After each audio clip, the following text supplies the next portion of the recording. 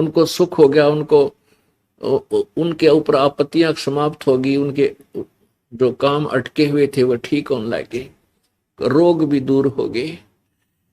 तो उस समय परमात्मा ने करके देखा इस एक्सपेरिमेंट को।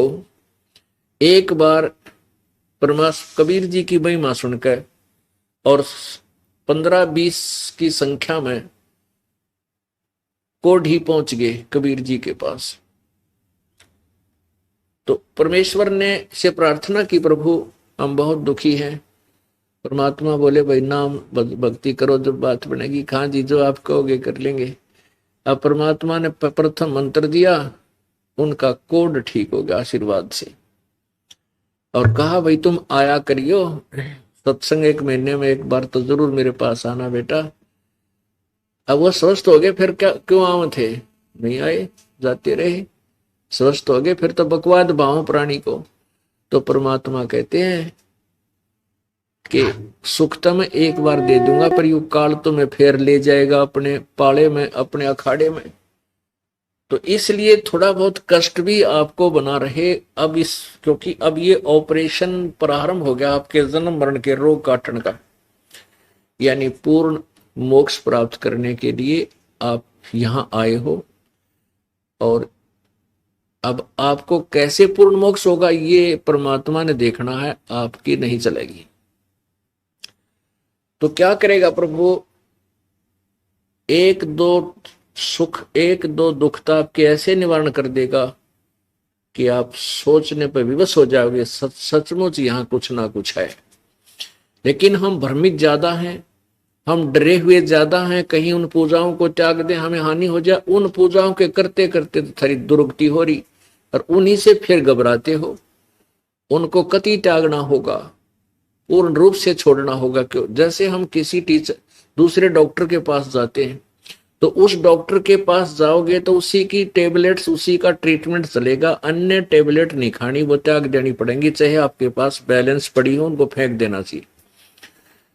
कोई ये कहे कि आपका भी नाम ले लेंगे हम, वो देवी देवता और वो माता धोके जावांगे, वो श्राद्ध भी निकाल लेंगे, नहीं। श्राद्ध आदि निकालना पवित्र गीता जी के अध्याय नंबर 9 के श्लोक 25 में मना किया है कि जो भूत पूजेंगे भूत बनेंगे, श्राद्ध काटेंगे, पितर पूजेंगे वो पितर बनेंगे, देवताओं की पूजा करेंगे देवताओं के पास जाएंगे, और मेरी पूजा करने वाला मुझे प्राप्त। तो हम क्यों करें ऐसी शास्त्र विरुद्ध साधना। तो इस प्रकार आपने वो सब त्यागनी होंगी।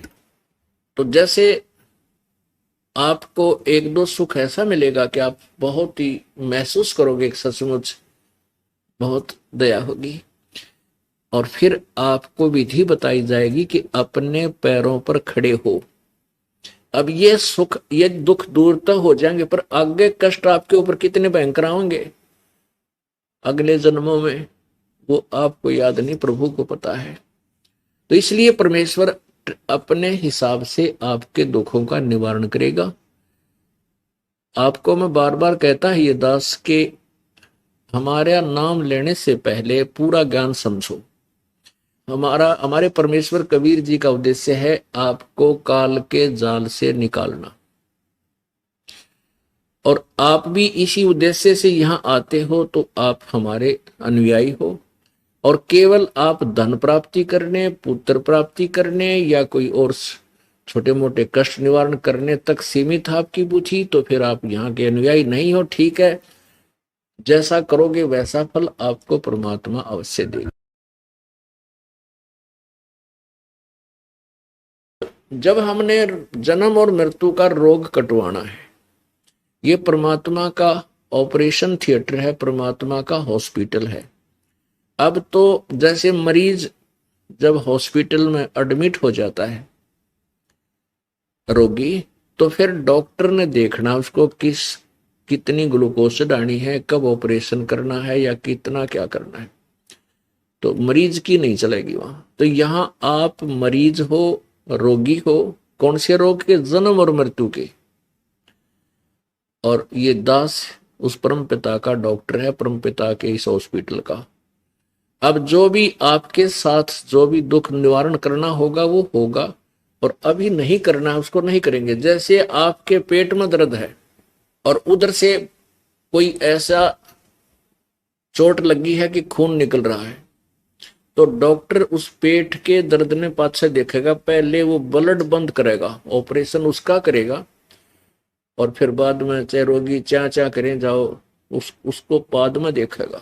तो ऐसे ही इस आप यहाँ आओगे, आपने तो अपना एक कष्ट दिखा है, और परमेश्वर ने आपके जीवन में आने वाले समय में कहा आपकी कहीं मृत्यु ना कर दे, युकाल आपसे ऐसे पुण्य करवाएगा, ऐसे आपसे विधि करके उस पुण्य को वहां अड़ावेगा जा करके जहां तेरी मृत्यु होनी हो। और आपको और कष्ट जिसको आप भारी कष्ट मान रहे हो, वो हो सकता है कुछ दिन लेट आपके ठीक करेगा, देर से करेगा।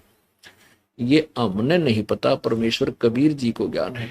तो वो जो भी ऑपरेशन कर रहा है, आपका कोई कष्ट निवारण नहीं हो रहा है, हो सकता परमात्मा आपके, और आप पुण्य भी कर रहे हो, दान भी कर रहे हो, पाठ भी करवा रहे हो और भक्ति भी कर रहे हो, और फिर भी वो कष्ट आपका निवारण नहीं हो रहा, तो परमात्मा आप कुछ तो अपनी तो कोटे से कर ही रहा है, लेकिन आपके भी पुण्य और भक्ति को वहां अड़ाएगा जहां आपका जीवन खत्म होना हो, जिसका ऐसे कोई निकट और ज्यादा भयंकर चोट लगनी हो, यानी मृत्यु ही प्राप्त होनी हो, उसको टालने के लिए जिन दुखों को आप दुख मान रहे हो उसको अभी निवारण नहीं करेगा, क्योंकि आपको जीवन दान देगा प्रभु।